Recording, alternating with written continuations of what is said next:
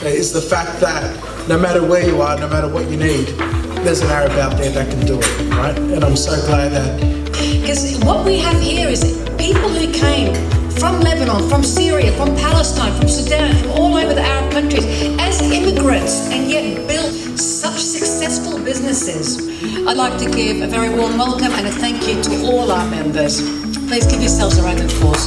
Tonight it's really important that we do enjoy each other's company, enjoy the meza, enjoy dinner. And also the point of tonight, I love doing the business showcase because it gives us a better understanding of who our members are, who are our neighbours, and how we can all work together to create a proper referring network. We're a part of this group and we can be part of this referral network all together.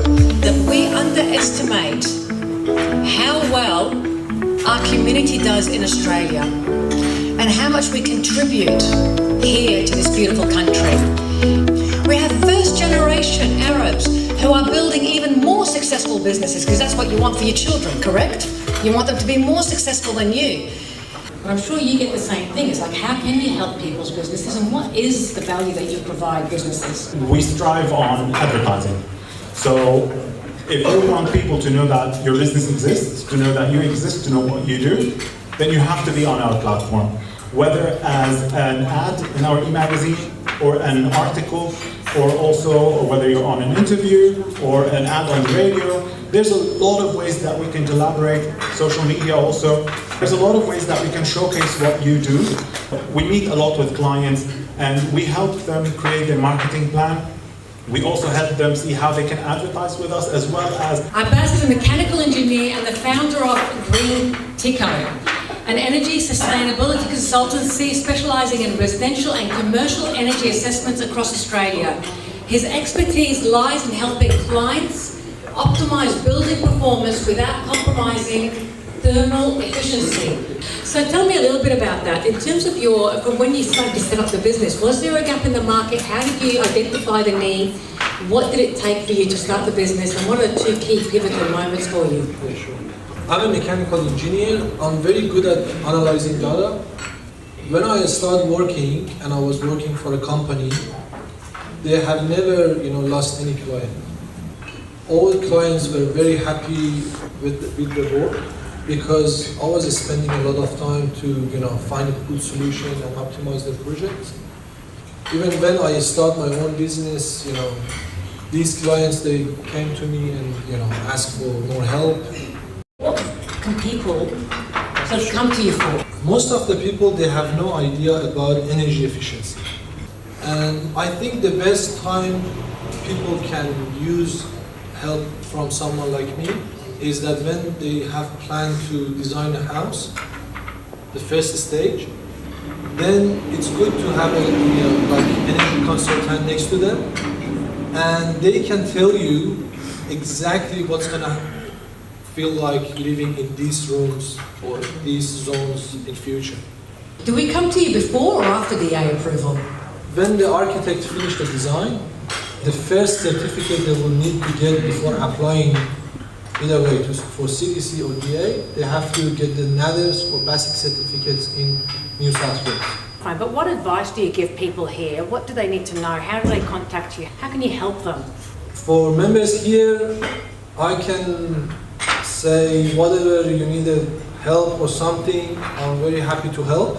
By 2030, it's not going to be gas on any household. And next year, before people used to get paid with the solar panels when they generate into the system, I think next year they're going to charge you for that. So you're not going to get paid anymore. So slowly, it's better to consider to design or having thermal efficiency dwelling or house. Thank you very much, that was excellent. I'm in finance, commercial and residential mortgage broker. So I can see a lot of opportunities for a lot of my customers who are at that early stage of buying land. But is there anything you can offer customers from an assessment perspective where they can come in, or you can come in and look at how energy efficient they are? Like, is there anything you can offer in that space for existing homes? And I'm in the market for looking for a solar battery. Yeah. But I'm getting conflicting advices on what size battery, whether it works, reduce the energy costing.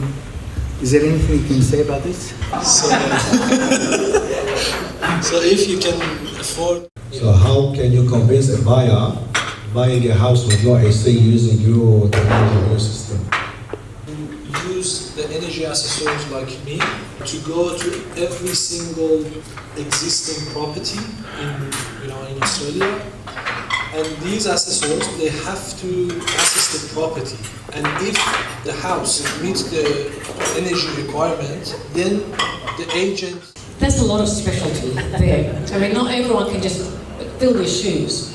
So tell us a little bit about a couple of moments within your career or your business that really highlighted the need for what you had to do and anything that stands out. I've worked for a big insurance companies for 17 years, as I said, as an actual underwriter, claimant, and blah blah. And the pivotal moment was the time that I said myself just last year. I said, it's enough. I'm working for different insurance companies for more than 27 years, and now it's time just to start my own business. How do you sort of explain to people here and the members here how they can utilise your services and what value is it, and maybe what advice can you give them? I'm here just to help. If we have any question regarding the insurance, I'm happy just to help. My first priority is always client satisfaction. This is my ultimate goal. There is no need to be my client. I can help you. If you have any question, just give me a call, send me an email, send me a text. I'm more than happy just to help. People, once they start their own business, they are putting their heart, their life, everything, just to build their business. How many of you have house or investment property with granny flat? Or how many of you have the duplex?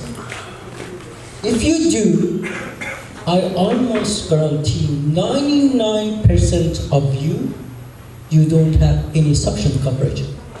Is an expert in your field. Right? Whether it's like a startup business, you are in early startup phase, or even you are navigating a growth phase, or whether you are managing the mature company or a business, you need to have a right advice and the right coverage. I'm going to give you an example. Thank you, Harry. Appreciate it. Just would like to ask you an advice on income protection policies. What the client they need to look for, because to be honest with you, I've been in my business, I'm an accountant and tax agent, and I've seen many clients, whenever they need their policy, they never succeed. They got a promise with something, and at the end, they end up with tiny bit of it. They didn't disclose everything. They are assuming because they are paying the premium, they have fully covered, but it's not the case.